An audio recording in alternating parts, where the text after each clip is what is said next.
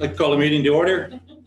Can I get a motion, please, that the agenda for May 12th, 2020 committee of the whole meeting be adopted as presented? Councillor Byer, I'll make that motion. All in favor? Councillor Curry? Opposed? Passed. Can I get a motion that the minutes of the April 28th, 2020 committee of the whole meeting be adopted as presented? Councillor Wilkinson. All in favor? Councillor Curry? Pass. Okay, no delegation. Reports from staff. Infrastructure Plan and Economic Advisory Task Force and Recovery Plan. Martino, are you up? Sure thing. Mr. Chairman, members of council, this is an item being brought before you. There are several municipalities within Alberta that have sought to take direct and immediate action to get ahead of where they see the economic curve going for the COVID-19 effect on their communities. With that, several communities have formed different types of committees. One model that we thought we would bring forward for consideration by council is the task force model, which has been, for example, done in St. Albert. One of the keys for this is that you're essentially establishing, if you choose to do so, would be establishing a committee that is directed towards a specific goal or specific kind of output. Usually would be something where you are either looking at inviting or asking people to apply generally throughout the community and then picking a number of candidates or delegates to that task force. As a task force, you're actually asking them to achieve a certain goal. It's not usually a standing committee that's advisory in nature that continues on past a certain point, but that of course would be a consideration. So at this time, just looking at the general item of saying, do we want to engage our business sector and have experts outside of the municipal realm provide us with advice on ways that we could approach different policies or inputs. If that's of interest to you, we were hoping that we could get some advice on how to put that forward to the public. The report is a little more concise than my presentation. Okay. So I have open 2 questions. Thank you. Any questions? Councillor Wilkinson? Through the chair, could you work with the Chamber of Commerce on this? Like just use that as a team rather than forming another task force? Mr. Chairman, to Councillor Wilkinson, we of course could work with the existing processes of the chamber. We could work with the existing work that we have with other economic development agencies like West Yellowhead Community Futures, Right. specifically. My suggestion would be, though, that this is something that's looking at engaging people that are not necessarily always within the framework of providing you advice that you're always getting anyways. But, So, through the chair, could you give an example of sort of what type of person you'd be looking for? So, sorry, if I may, just before we jump on that, I think too with the chamber too, we have to keep in mind that they don't represent the entirety of the business community, and I think this is something we would certainly be inviting representation from the chamber, but I think we're looking for a little bit of a larger scope, or at least that's generally the approach something like this might take. But including the chamber is certainly, I think, an important part of the process. So just through the chair, like to strengthen the Chamber of Commerce, it would be nice if, for instance, our downtown business people all belong to that. I don't know if this would strengthen it. I would hope it would, because I think a strong chamber makes a strong town, not sort of infighting between different businesses. So I don't know. I just thought maybe this would give it more strength, that this is the bandwagon to jump on if you want to be successful. Councillor Byer? Through the chair to administration. So if we had a task force for this, are we inviting certain, like, are we cherry picking certain people that kind of would meet the requirements of the nonprofit and volunteer and relevant governance, and maybe the business sector? Like, do we have people in mind, or is it something where we're allowing people to apply to it? What would be the recommended approach? Mr. Chairman, Council, from an approach perspective, you're probably going to get a larger range of people who might be interested and committed in doing it. One, if we have a pretty clear scope about what council is hoping to achieve with that task force, so that people become engaged in that idea, that mission. But then ultimately, even though you could hand select them, the question becomes why them. In so it can sometimes be better to have an application that anyone from the community who feels that they have value to add towards that goal, put their name forward. And then you would select the committee from those who applied. You could, of course, if you were looking to handpick someone, so to speak, or to encourage someone to join, you of course can encourage them to apply and be considered with everybody else. If I may add to that, Yeah. so that's partly one of the questions we have for council is if they prefer more of an invitational or invitation is where we go out and invite specific people to participate versus an application or an open piece. And as with any dynamic, there's pros and cons or good and bad things that you get from that process, and so we're happy administratively to pursue either and interested in council's feedback on that. Another question that we have is the size of the committee is really kind of important. If you have a group larger than say 10, you're starting to get into a group where the best you can do is give them information and ask a very simple question. If you want them to be, at the whiteboard kind of designing and brainstorming and creating, then we kind of think the maximum size of that group is 10 or less people. And so you're really quite limited in the total number of people that you have there as well. Again, that's partly what we're looking for feedback from council on as to how they kind of see that makeup, as well as the bigger picture question of what would we actually have them do, and is this something that council perceives as adding value? Councillor Sorensen? Through the chair to council, my preference would be, I can't think of a better representation for Edson than this group right here. My preference would be for us to act as that group, invite speakers from a variety of sectors and businesses and organizations, not in council meetings and probably not even in a COW meeting. It could be separate meetings, and because eventually we're going to have to evaluate their recommendations and make decisions on it anyways. So why not us be the group that's viewing these presentations, and that would be my recommendation. Councillor Curry, do you have anything? I do. Sorry, I didn't put my hand up yet.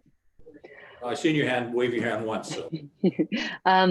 Through the chair, just could you give me some clarity, please, Martino? Like, is the idea that this task force would be purely bringing things back to council for us to approve? Or is the idea that this task force is just working as a community as whole for ways to reboot it? Like just with what Councillor Sorensen had said there, like, is the idea of the task force purely bringing things towards us? Or is this as a community as whole, it will go outside of not just what we could do, but what other organizations can do? So just some clarity, please. Mr. Chairman, members of council, Councillor Curry. I think the inception of the baseline of what this was looking at was along the lines of what St. Albert had been doing with their task force. So again, with the task force, it's meeting reoccurringly, maybe twice a week for several hours each time. Their product or their mission was to provide for a response plan to look at immediate impacts the municipality can or immediate things that the municipality can do within the next 6 months to 2 years, to look at how they affect their economy, how they base investment, how they would direct anything that they have for additional spending towards their business sector, what types of programs they put to the side or implement, changes they would make to different policies or land use or bylaws. And so that was the outcome of that task force. So that's the focus of that task force, which actually should be selected, I think, by the end of the month. So. I think, and I would add to that, I think the objective would be to give policy advice to council on what the town proper, the organization of the town of Edson could and would and might do to support economic resilience and economic recovery. Again, I think in the next 6 to 24 months is kind of the time frame we're thinking that we would be focused on. And so, Councillor Curry, just to add to that, it's not a general economic piece for the whole community, although that's not to say that there might not be good ideas that come out of it that can be, placed into the community. But the intent, I think, or at least the way conceptualized initially administratively, is a pretty focused approach on how the town can interact with the business community and with the economic environment to produce the best outcomes we can.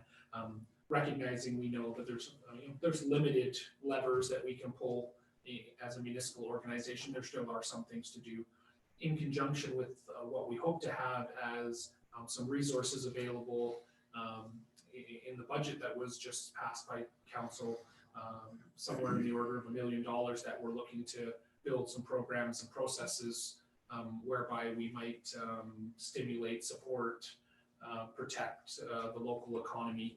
And so for me, that would be a kind of the central question is, how do we most effectively leverage this now resource that we've created to create positive outcomes in our community economically? Do you have a follow-up, Councilor Curry?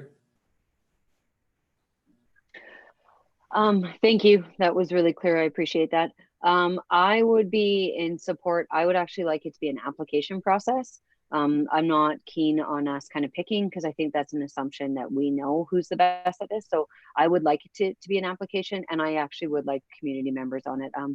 I think that there's some around the table that probably are really strong in different policies as far as business and economics, but I know for me, that's not my background. So I think that there's community members that would be able to provide better feedback on the policies that would be more effective.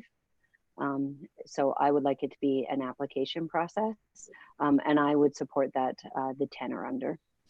Those are just my thoughts. Thank you. Councilor Schnard?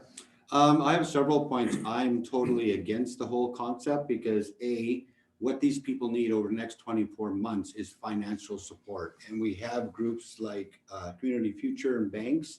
I believe as a town, because if we could work with the money we have saved for some of the people who are struggling, we can give them tax breaks like we did. So if someone comes in struggling, having a hard time paying taxes, I'd rather see make a deal, but I don't want government getting involved with business. Some of these businesses will survive and some won't.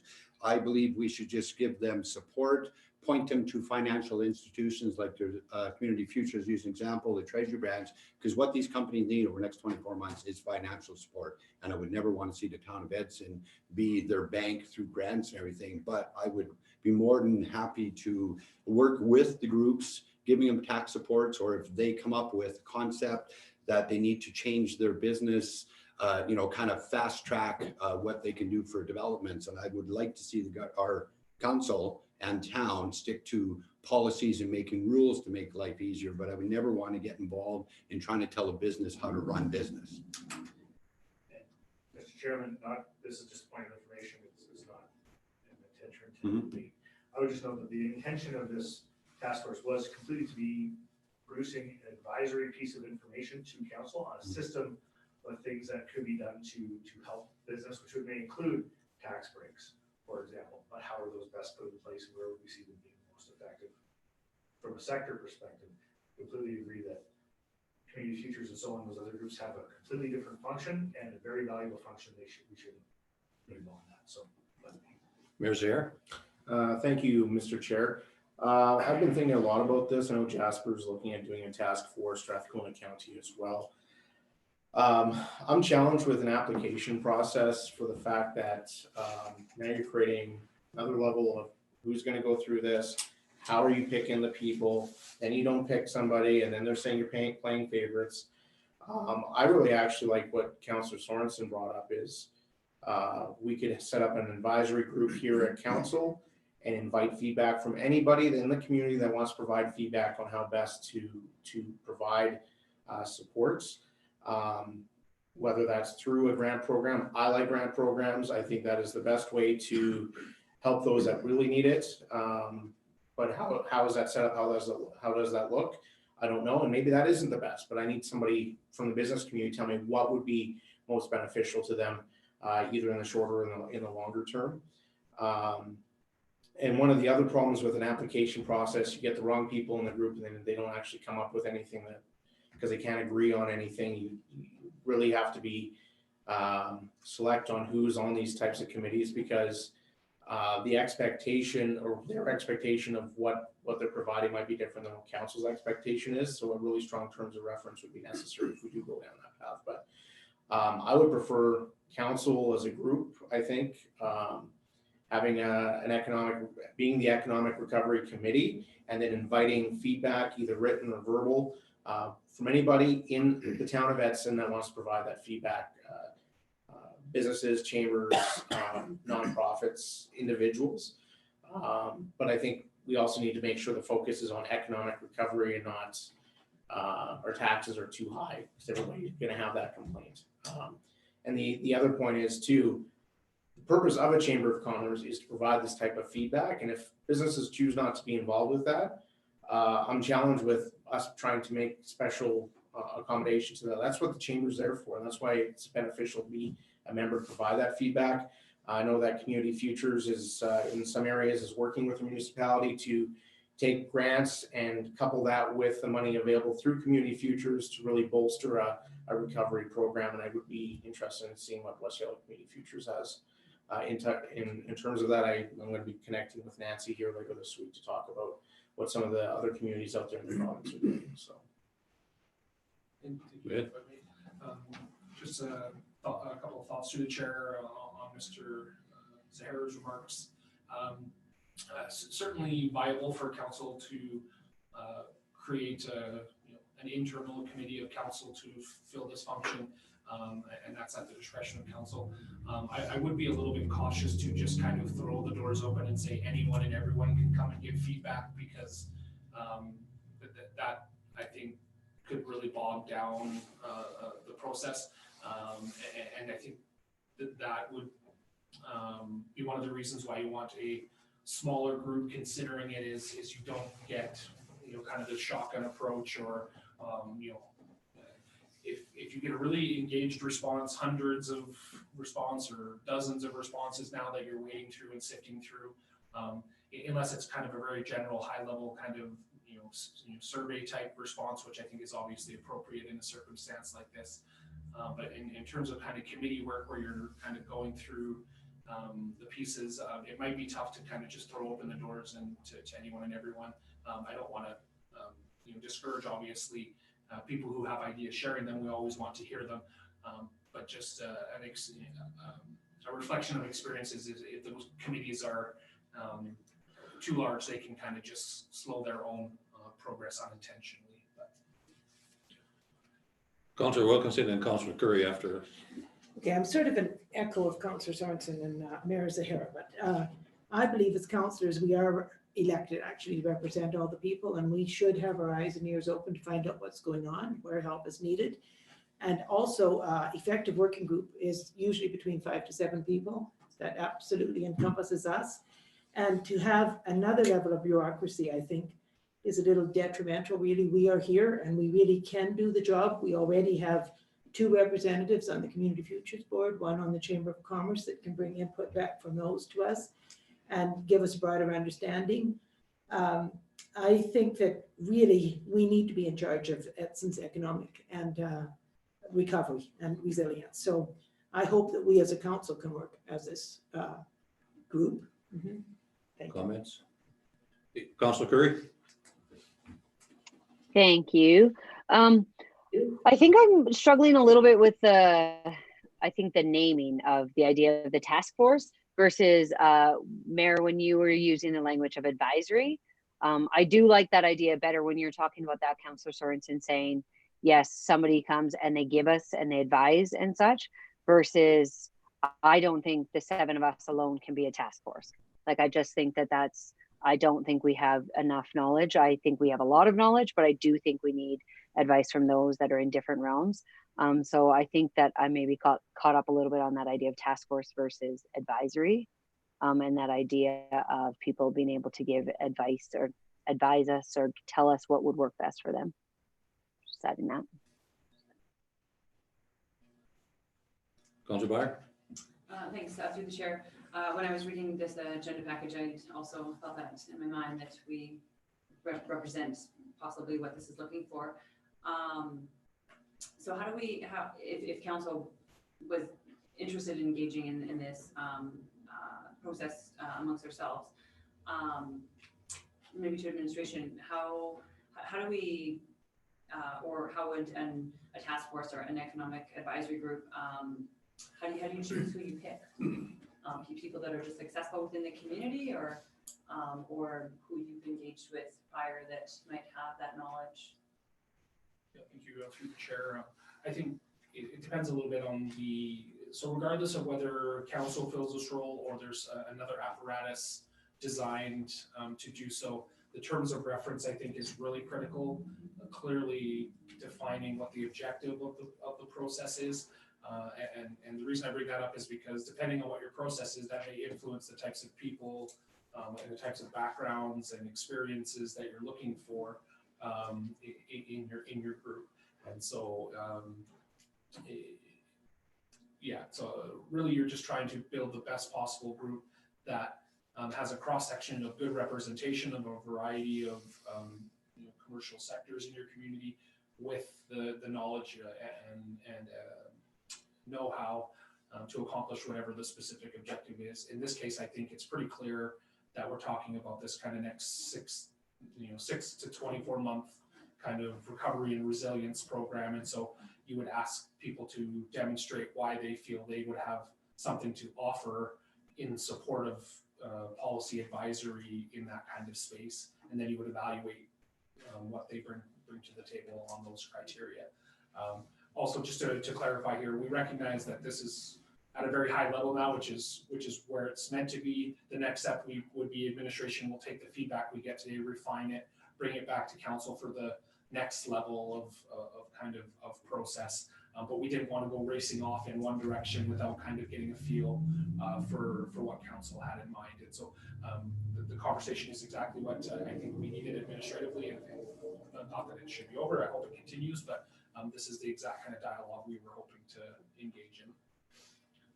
Councilor Sorensen?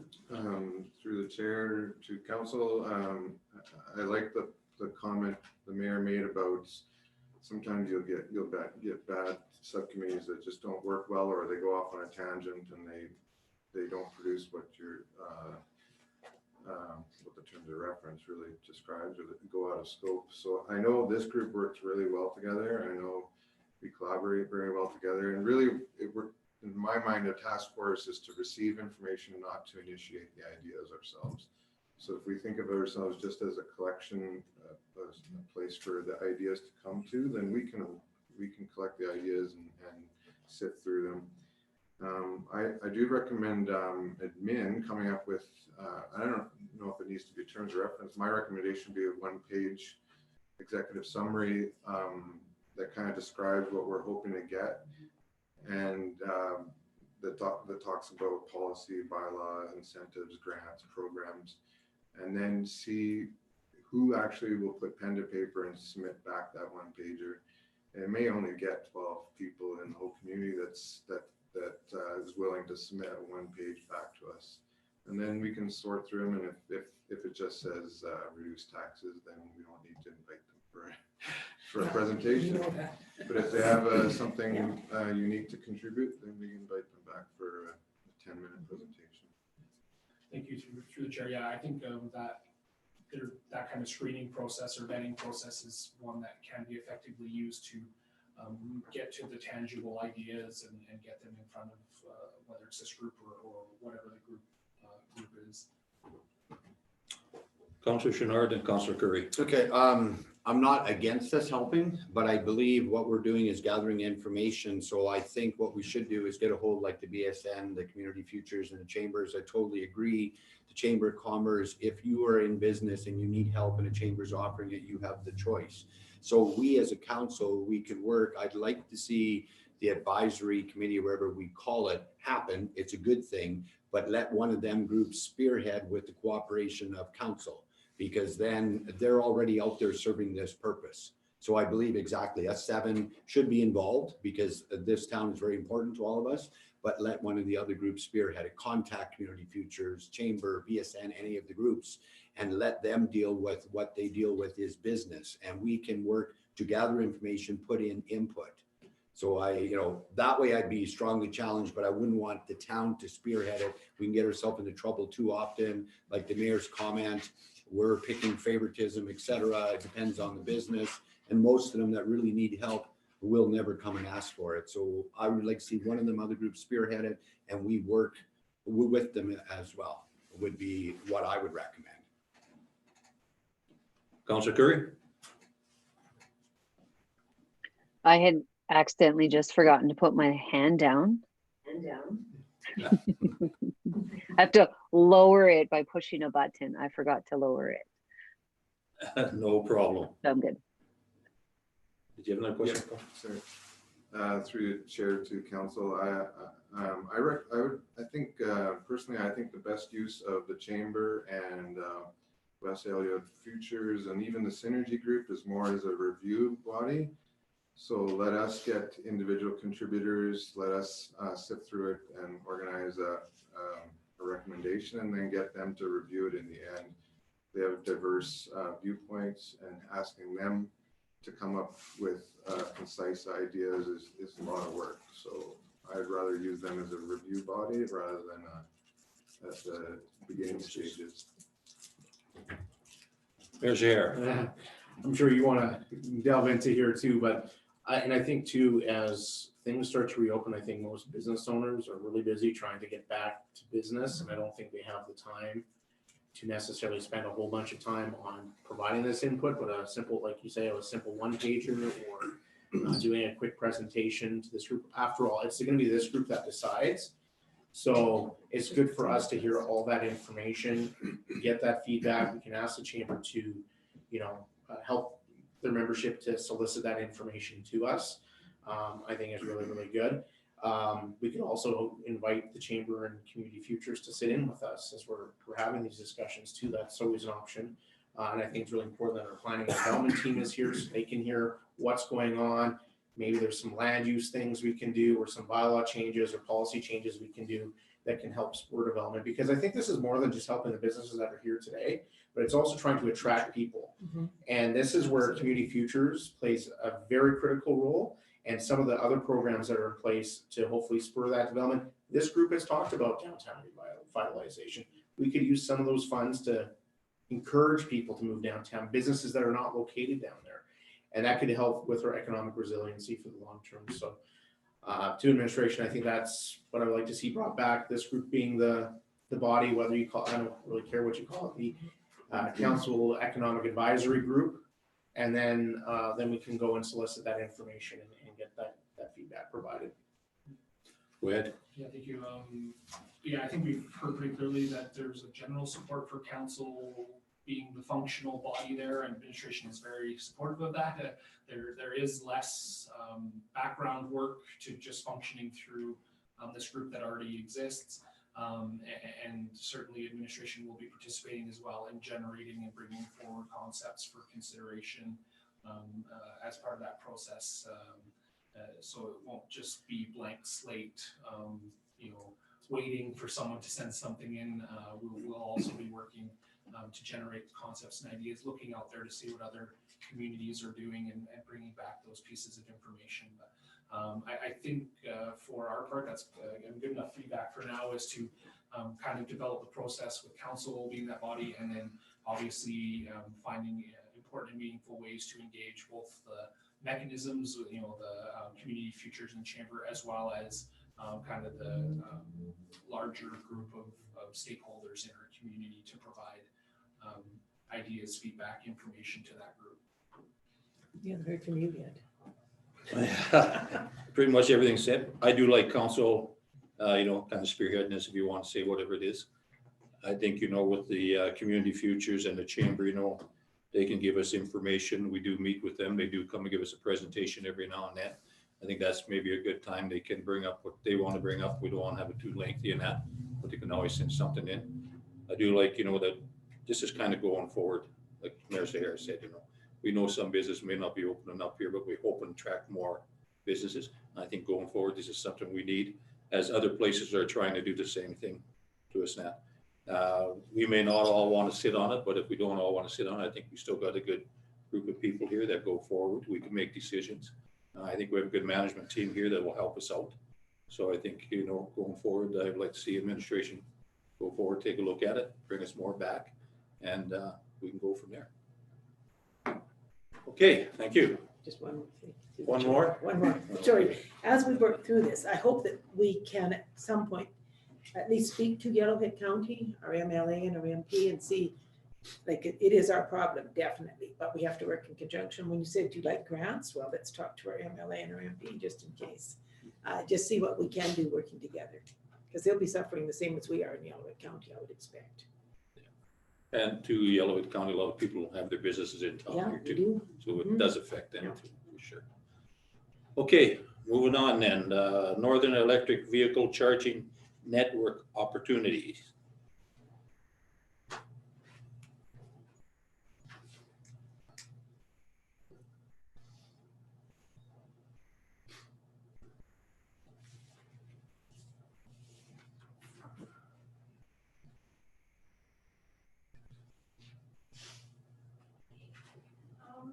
Good evening, council. My name is Mandy Chan, and I'm the planning intern for the infrastructure and planning departments. Tonight, I'm here to present to you on the topic of Northwest Electric Vehicle Charging Network.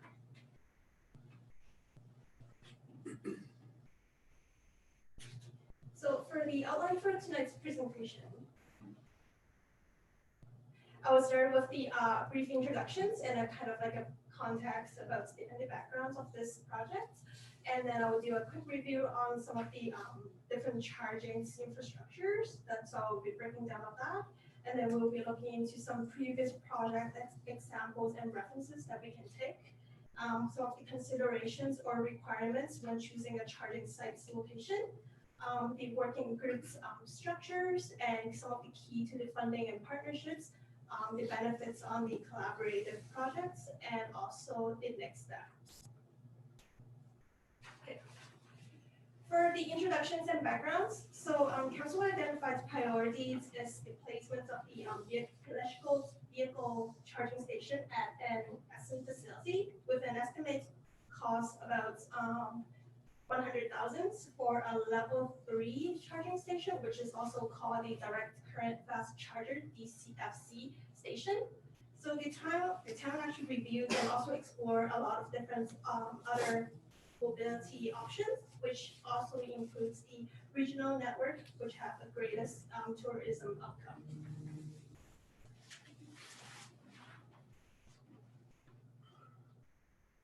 So as a quick overview of the charging infrastructure, there are actually 3 different categories. It's starting with the level 1, which is like a plug into the wall. But however, this type of charger, it usually takes like for a long time to charge. It can take like days to be like fully charged. So this is level 1.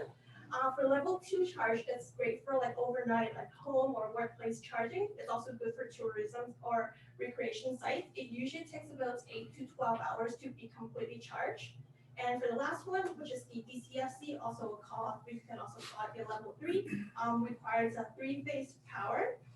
It's usually like a quick stop, and then it usually takes about 40 to 120 minutes, which is like about 2 hours to be completely fully charged and then ready to go again. So there are several projects completed regarding the regional electric vehicle charging network. So the first one is the Accelerate Goonies project, which is also the Canadian's first community-driven collaborative strategy. It is a project of 1.89 million. It's a 3-year project, partially granted funded, which is actually connecting 40 different communities with 13 DCFC charging and also 40 level 2 charging stations. So on this map here, you can see, because this is actually located in BC, you can actually see what are the existing fast chargings located and also what are the charging stations that are actually implemented and in place, connecting the areas that's needed as well for this project. Another project that we can look into is the Peaks to Perry's. This is another project that's also community-driven initiative to support the EV travels to to and within the southern Alberta.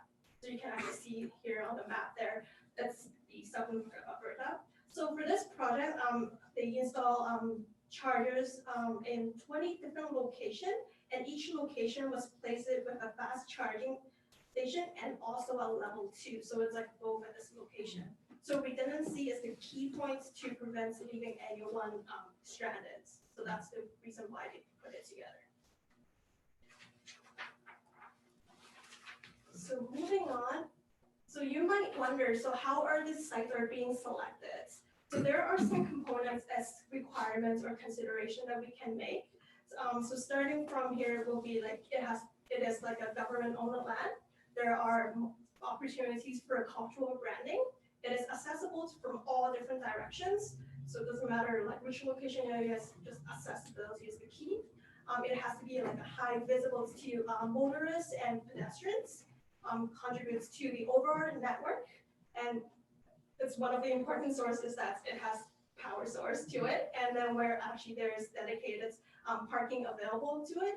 And most importantly is that it has the walking distance to local attraction, because this is the key point to boost the regional tourism.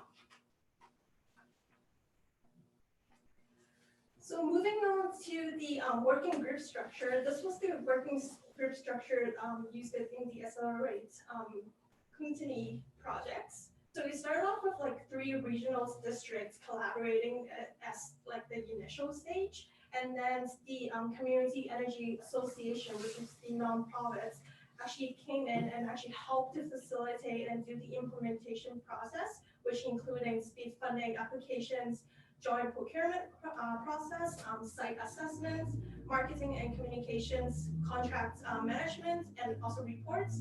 And then from there, they were able to move into another phase where it involved the installer, the site host, and also the owner operators.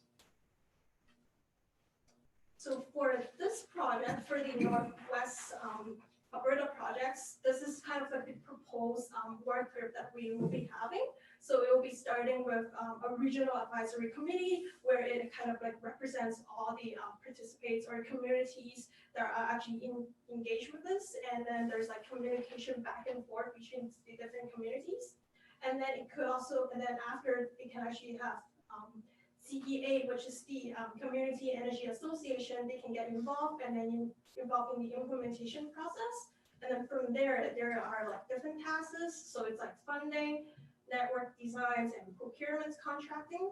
And then from there, it can actually branch off into more detailed component, which is like communication working groups, capacity and training working groups, and also recreation vehicle work groups.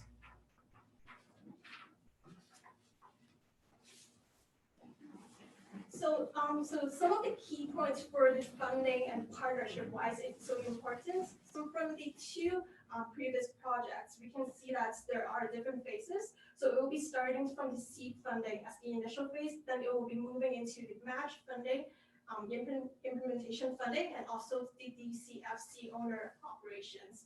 And then from there, from this chart here, you're able to see each stage how our municipality are actually being involved, like how much money or how much grants are they actually partnering with others in order to complete this certain stage. Okay, so for the purpose of this presentation, we'll be focusing on the seed funding section because we are actually currently in the initial stage. So we'll be focusing on this portion.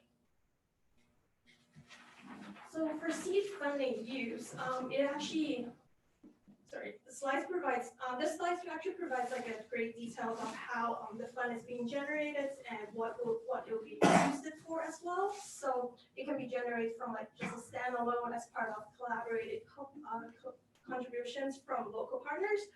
It can be just from like funder and other partners, or you can like leverage with match funding for implementation. So from there, we can actually have like seed funding, which is approximately $30,000. And then from these seed funding, we can actually use for, so it's not limited to this, but like we can use it for like preliminary network planning, formalizing advisory committee, proposed development and grant application, and also the initial messaging and branding or market designs. So just for your information, if these seed funding, if we actually have more than this, and then we can actually carry it over to the next stage, which can be used later on as well. Oh, and also just a note, if we do have more information about like the other stages, like we need match funding and also the implementation funding, we just thought that it's kind of like a later stage, we can kind of give you the information later on, but if you're interested, we can always provide that information as well. So what are the benefits for having this regional collaborations? So regional collaboration is the key to success, as it's not only lead to significant funding opportunities with considerations of the impacts of regional initiative is much less compared to like a single community. It also stimulates local economy, capture new economic opportunities, maximize the potential co-benefits across the region. And it also increased the regional tourism, connecting the Northwest Alberta to surrounding jurisdiction or even up to the BC province as well, and remove the range anxiety which is created when EV drivers are driving in an area that's underserved with like EV charging stations.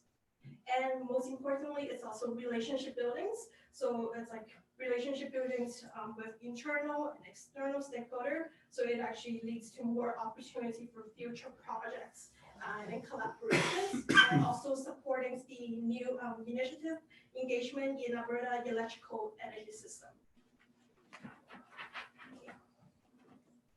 So for the next steps, so I would like to request council provide supports for the initiatives. We're also seeking councils to endorse a letter to neighbor municipalities seeking partnerships to gain seed or the grant funding. And also administration initiates a technical working committee for the partnerships.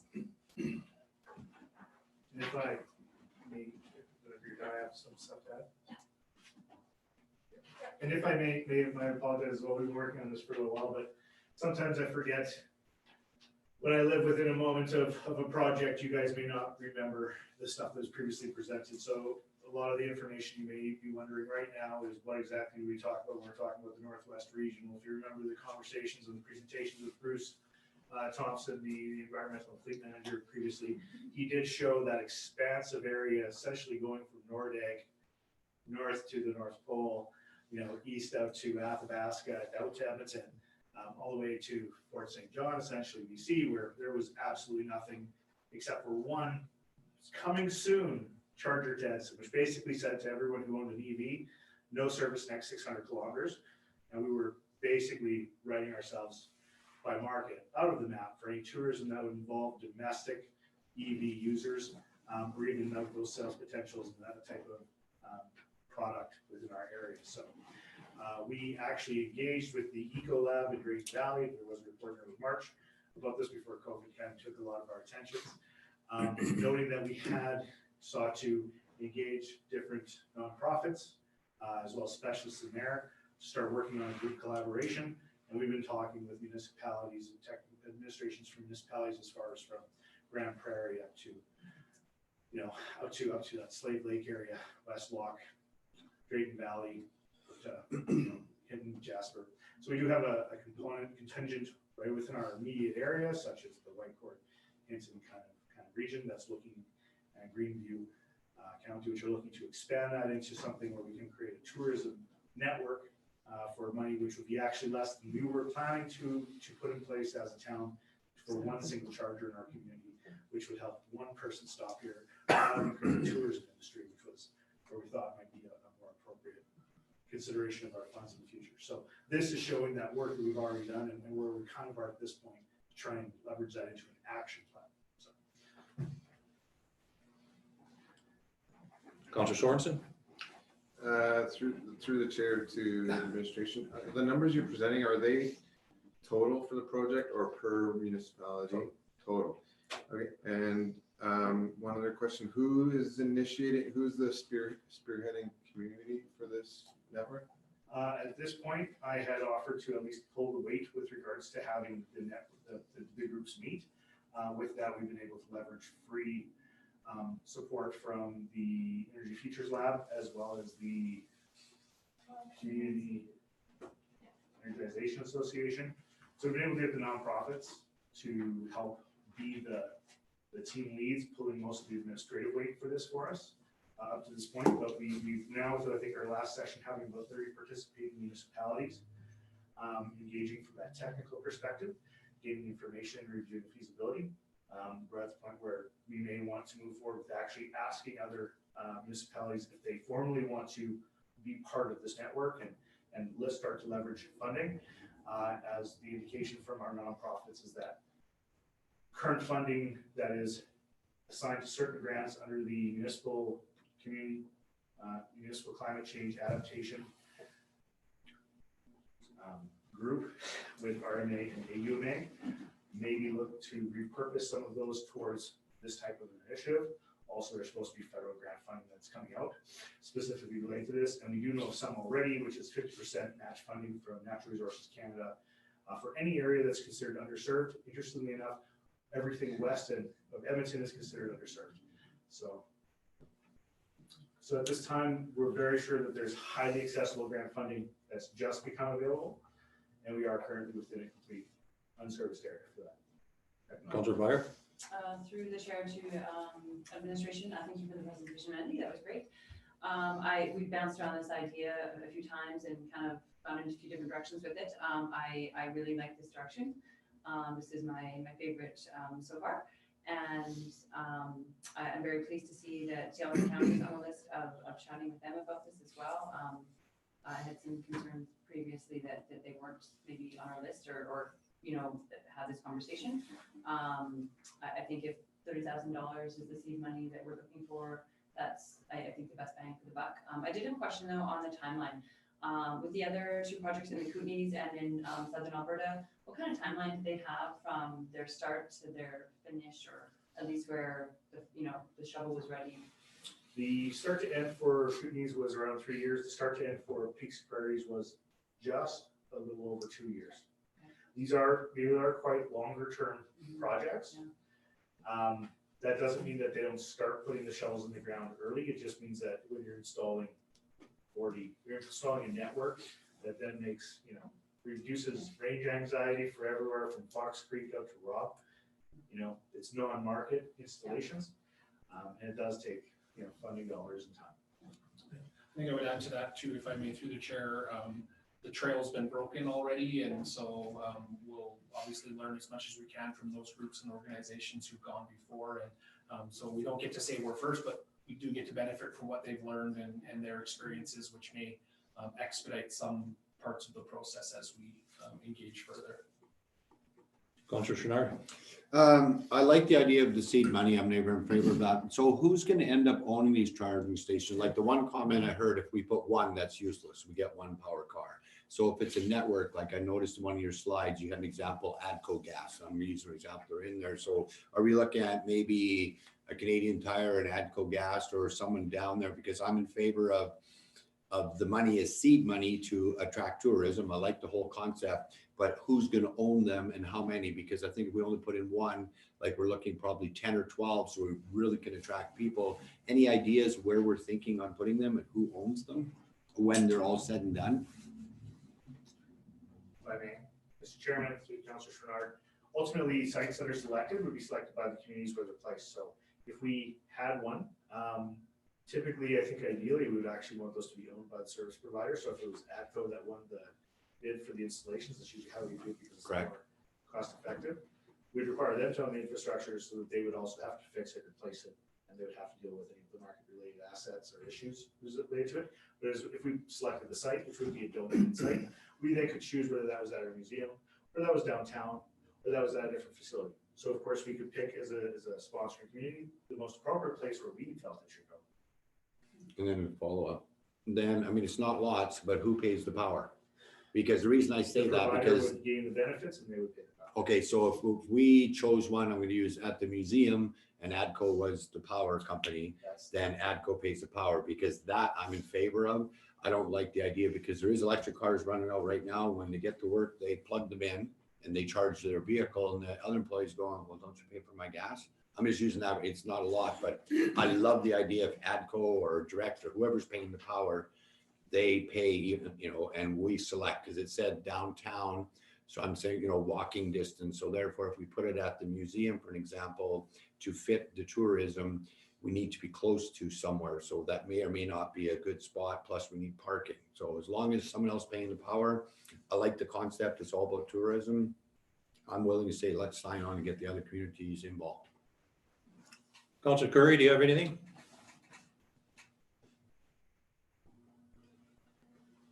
Sorry, I was talking on mute.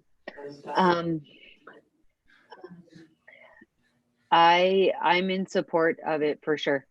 I think it's a great idea, and I think having seen a few presentations on the other networks and how they work together, especially in the South, I think it was really successful, and I think it'd be wonderful for our region to be able to replicate that. Okay. Councilor Wilkinson, then Mayor Through the Zahara. chair, I would really like to compliment you on your presentation. I thought that was very well done. Really appreciated it. And just as a town, I sort of talk about downtown revitalization, and then we're talking about the charging station at the museum, and that's 40 to 120 minutes, which if you like a museum would be perfect. But I just wonder about the town parking lot, behind the Legion there, if that would encourage more people to go downtown and you could park an RV in it. I'm just putting that out there, that's all. Thank you. After you talk. Mayor Zahara. Thank you, Mr. Chair. I really like this concept. I like the idea of regional collaboration, Me too. and I think this could really open up Northwest Alberta. There's so many tourist opportunities out here, and if you can get electric vehicles going down to places like Robb and Cadogan, because there's actually charging stations available along the route, I think that'd be beneficial for everybody. And as you go on Highway 43 up north, so I'm in support of this.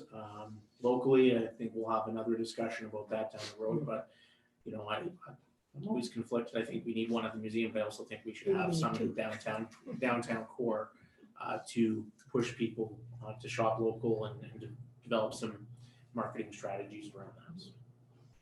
And thank you for your presentation. You didn't seem too nervous for your first time. Very nice. Councilor Sorensen. Through the chair to council, and as well, Manny, good job. My preference would be to, from my experience, most of our tourism is east-west, not north-south. So I would prefer, or at least I believe we should consider connecting Edson to that southern BC network. So from Edmonton all the way to Kamloops. Yeah. I think that's the majority of our tourism, but if Grant Cache or Drayton Valley wants to get on the network, it's the more collaboration, the better. But I'm in full support. I was worried about the numbers, but if it's just that's a total project number, it seems very reasonable. And I like the mayor. I like regional collaboration on this kind of project. Thank you. Councilor Chanel. Just a comment, because I'm part of that board. Have we contacted TransCanada? Because we are looking all the time for tourism. So let's not just think small, because looking at the Petro-Canada ads where Petro-Canada is advertising, we're going to go all across Canada. So I'm thinking, yes, from Alberta going into BC, the TransCanada board, we're always trying to attract people to use Highway 16, the true TransCanada highway, not Highway 1. So let's think bigger, broader. Got to work positively. Well, Yes. but when you look at the Petro-Canada commercials, like you're saying, go forward, and when it's about tourism, our board is also about tourism. So I'm thinking, I love what you're doing. I like the idea east-west, but let's think bigger, and maybe we can turn this into something extremely good, and then the more people involved, then you can advertise the fact that, yes, TransCanada 16 has power units, so you can come, you can charge up, you can still drive. Boast and brag the fact, if you charge in Edson, spend the night, you can drive to Robb, Cadogan and come back, because I believe some of these cars now go 400 kilometers, depending when it's warm up, to 500 kilometers to a charge. So I'm thinking, why don't we think bigger? And Mr. Chairman, members of council, as you know, if you're wondering about the scope of what the working committees look towards, it's basically looking at our frontier region being, spanning that area that basically covers all of 43 going up to Fort St. John towards Alaska. Correct. All the way through Edmonton out to the Alberta border. Into And then Saskatchewan already region. south until basically Nordic. So we would be looking at filling in a massive swath of complete dead zone within our entire network. Mayor Zahara? And I think through the chair to Martino and Maddie, I think too, when you have so many communities in such a large area, it makes it very easy for government organizations to say, yes, we can support that, because you're hitting a wide swath of communities in a wide area of the province. So it makes it easy for provincial and federal governments to really step up to the plate for that grant funding, more so than if it's just Edson, Hinton, Jasper. Okay, we had the presentation before, like you said. I did have some concerns with it, and one was who was gonna pay to hook up, and if we were gonna pay, I didn't like the idea we're paying for somebody else's power and stuff like that. I like this presentation a lot better, Mandy. Thank you very much. It was very great. There was a lot more information you prepared for us. I do like the collaboration with everybody along the highways here, and like Councilor Sorens has said, you know, east-west here and stuff like that. I think that's great. So I'm looking forward to this. I know there's other places in town that are probably looking at putting their own in. So if they do that, that is great too, because that's up to them, and that kind of takes us off the hook too. And I hope they can do it in that. So looking forward to some more information on this and see where it goes. Mayor So Zahara? we're just question through the administration. So where will this funding come from, as our budget has already been passed? Yeah, thank you. I'll take that. I think what I would recommend is that this would be something that council consider funding out of the energy reserve. It seems to line up, I think, appropriately with that, and it is a reserve that does have available resources there. One more, Councilor? Sorry, just to be clear, it would just be a portion of $30,000 for the current year's budget. Ideally, we'd be looking at their 6 highly engaged core communities. And so with each of them contributing about $5,000, that would be what we anticipate the average seed funding. And then from there, building that larger network of hopefully, 25 plus municipalities. And then hopefully fully funded by senior levels of government. Good. More questions? Councilor Curry, you're okay? Okay, thank you, Randy. Great, Thank you. thank you. Okay, moving on here. Community Protective Service, out of report, cold report. It is cold there. Use the right terminology, right? Yes. I turned up the heat. What did you do? Thank you. Out in the cold. Just was blowing. We're not gonna vote for you next time. Chair to council, my report is in front of you, and I'm open for questions and feedback on the recommendations. Councilor Wilkinson or Mayor Zahara first? Okay, go ahead. Thanks for the report, Guy, appreciate it. I think we should do it for another year.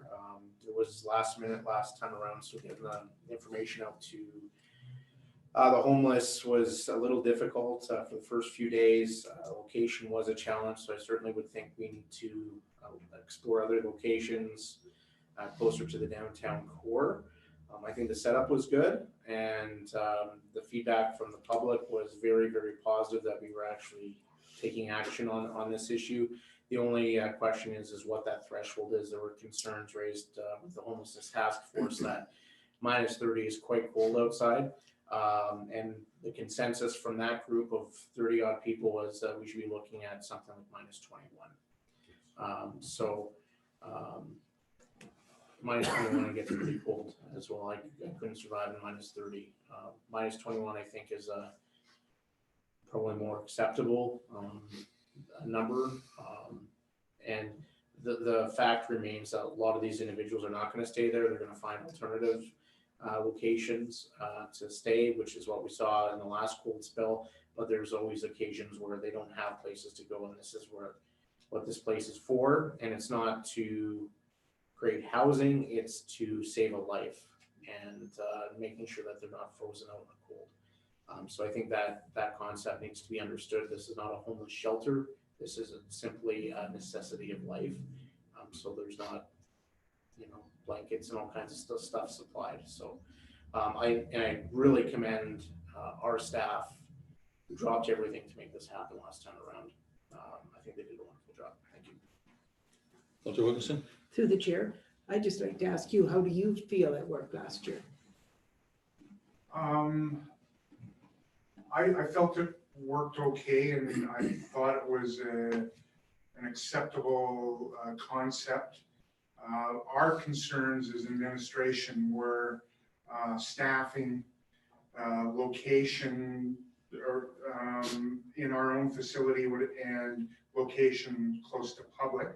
So this solution dealt with all three of those issues, and we didn't have to put our staff at risk or volunteers or a facility at risk or the public at risk.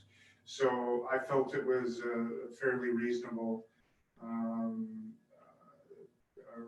course of action, and that it didn't seem to get used a lot. So I was surprised, and I'm with the mayor in the sense it was just very much last minute pilot and a full season, and see if it's in a different location, how it might work out, and we'd have a better idea.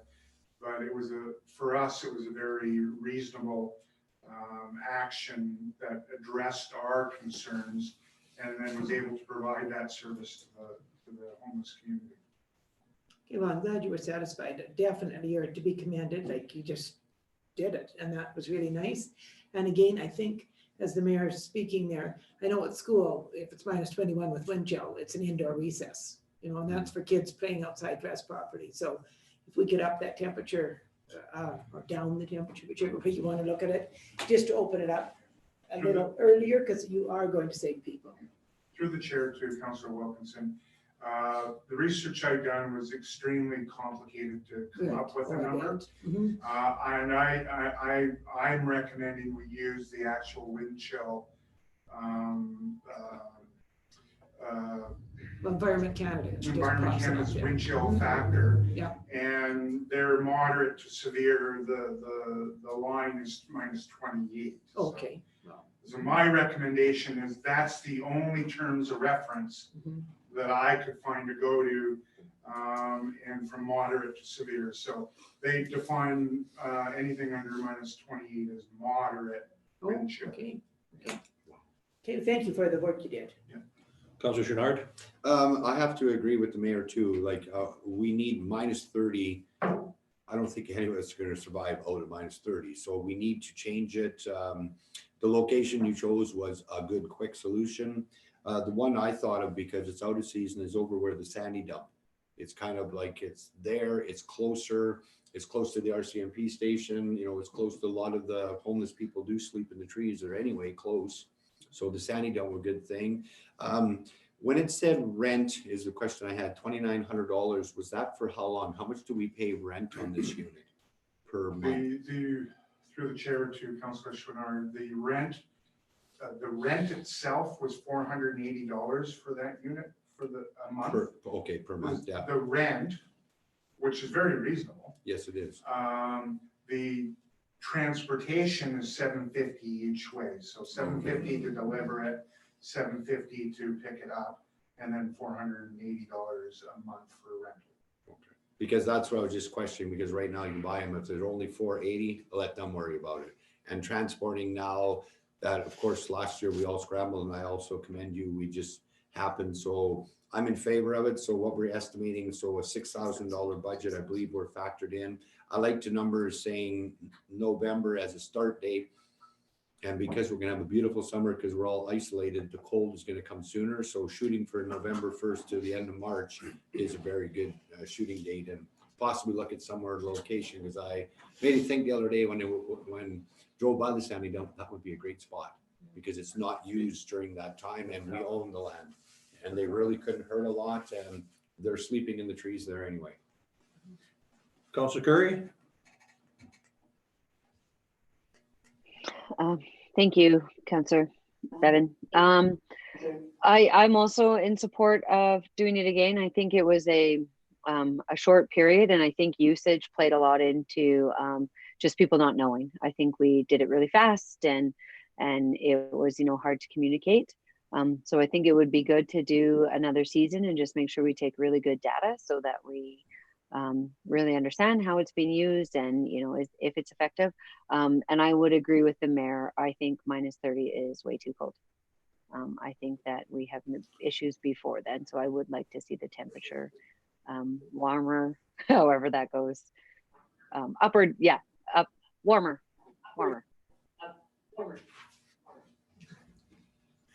Councillor Sorensen. Through the chair to administration, like I said before, I couldn't believe how fast you guys did put that up, so commend all of staff involved in the project. I am in support of the project. I want to continue. I do like the idea of the -28 with wind chill, because the absolute number could be -21, but then when you add the wind chill, then it goes to -28. So I think that's a reasonable number. And I'm fine with using the rented trailer for another year, but I would recommend that if we consider going past into a third year, that we look at a permanent structure. Really, we should, I think a garage at the airport or at the new snow dump in that area would work really well during winter months for this purpose, and then in the summer months being able to store landscaping equipment. I think we'll get dual purpose out of it, and I think for a third year we should be looking at something more permanent. But I am in support of the project. Thank you. Councillor Byer. Through the chair to administration, I'm also in support of trying it again, and I thank you for all the efforts that you guys put into it and how quickly you're able to put it off the ground. And as long as we're continuing to work with the Friendship Center and the other groups that deal with the homeless on a regular basis to see if the location is appropriate and that the facility is set up appropriately for them as well. So, yes. Go ahead. Maybe just a few thoughts, and certainly, yeah, I was obviously very appreciative of the effort of the staffing group put together and did a nice job with that. One of the things that I felt was quite noteworthy was it seemed to be a relatively novel fervor this winter, and I'm not sure what triggered the particular interest in it this year. We've had homeless for many years, we've had winter for many years. I'm not sure specifically what that is, but what it did do was shine a brighter light on this issue, and not just our community, but many communities responded. It also means that Alberta Health Services was more plugged in and more responsive. I won't be surprised at all to see that there are additional parameters and regulations and guidance that comes from public health in terms of these types of facilities. We obviously will work with them and try to be aware of them. It's really just meant for something for us to keep in mind as we go forward, that we may be getting some additional feedback from the Public Health Authority on this type of facility. Now, you guy, I am supportive of this too, and that, and I think you know that people know now we're going to put it out there right away here for this year. It may come to that we may have to put another one out there. Yeah. Who knows? You know, last year we just kind of a spur of the moment, like everybody said, and 1 or 2 or 3 people used it, but now it's going to be out there. We may get more homeless people coming out there to want to use it. So I think, you know, it's a good idea. So thank you for what you've done on that. And I think we went very well last year. I'm looking for better things this year. Mhm. So through the chair to council, I just want to really thank my team and the whole administration for all the hard work they did. They really went above and beyond, all of my team to make that happen in literally less than 24 hours. So there was a few hiccups, but it was very impressive, and I can't thank and highlight enough the hard work they did to make that happen. I would like to just comment on Mike's comments, and even what the mayor said. From the perspective of health and fire, they see it as a shelter and are very, very, very resistant to what we're doing. So just for everybody's aware of that, and there was some battles there to kind of make it happen. And from those perspectives, we will still have some roadblocks and think that we should provide a shelter level service. So just be aware, we do have some roadblocks to jump over. That unit, if we were to buy it, it is smaller, so we'll see how this year goes. But even the purchase price was like only $21,000 for a heated sea can, which might be better than a wood structure, because there's been a couple communities with wood structures that have ended up burning down. So, and that's why the safety of a standalone shelter was very useful for us. I do need feedback on paying for this year's costs, on how we want to do that, and we're recommending we take that out of the safety initiative, or what do we, public safety reserve. So this year's cost was $3,769. Mayor Shahir? Yeah, I'm okay with the public safety initiative, and I know that you and I had many discussions when this first started up about some of the roadblocks you were getting, and I will just echo what I said before, and I'll say it until I'm blue in the face. If other levels of government and other health agencies have a problem, then they better start stepping up to the plate and doing their job in helping these individuals. Otherwise, get out of the way. We have a responsibility to the public, and I will happily stand on my high horse on that one. It's easy to put those roadblocks in place. What is the liability for somebody dying on the street because it doesn't meet some specific health and safety regulation? Keep up the good fight. I think that's a bunch of baloney, Yes. and we are so afraid of doing the right thing. This is the right thing to do, and I'm not going to let the government of Alberta or Alberta Health Services stand in the way of that. Sorry. At least in my opinion, until they charge me with So what? breaking the law. We'll I pay your agree, bill. I agree with you too on that. We'll pay your bill. And then there was- Councilor Curry, do you have anything to add? Last word? Nope. Just gonna stay out of that one. No? Okay. Nobody else? Okay, moving on. Thank you, guys. I'll comment better. Another comment? Sorry, through the No. chair to council, so clarification, everybody is in support of using the public safety reserve to cover this year's costs, and then I'll budget the 6,000 in our budgeting process for next year. Yes. Thank you. Yeah, thank you very Okay, much. thank you. Okay, moving on. No information items, no sundry. Questions from media and public regarding items from this committee of the whole meeting? Has there been any? Just a reminder to those watching, if they do have questions, they can Yes. submit an email to civiccenter@edson.ca, and we'll provide them with the information they request. Okay. Okay, closed meeting session. Can I get a motion to go in a closed meeting? Okay, I'll make it. Councilor Schnort, all in favor? Councilor Curry? Okay, it's good. I didn't update it. Ready, Steve? Okay, could I have a motion of adjournment, please? Mayor's there. All in favor, Councilor Curry? Good. Carried. Those opposed? Thank you. I voted against it.